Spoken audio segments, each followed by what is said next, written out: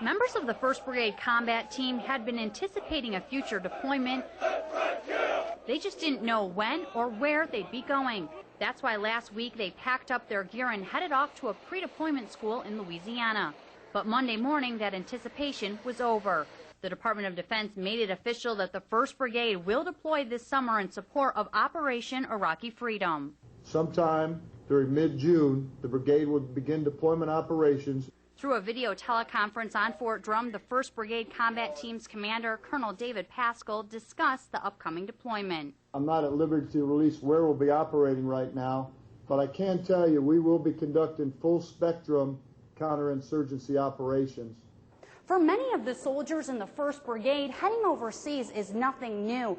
This is the second time in 3 years that many of the soldiers will be heading back to Iraq in support of Operation Iraqi Freedom.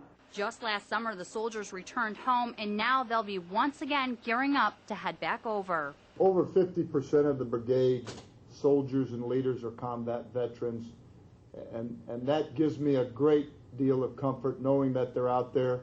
Although many of the 1st Brigade soldiers have only been home for about 10.5 months, Colonel Pascal says they're trained and ready to go back to Iraq and complete their new mission. Reporting on Fort Drum, Amy Ohler, News 10 Now.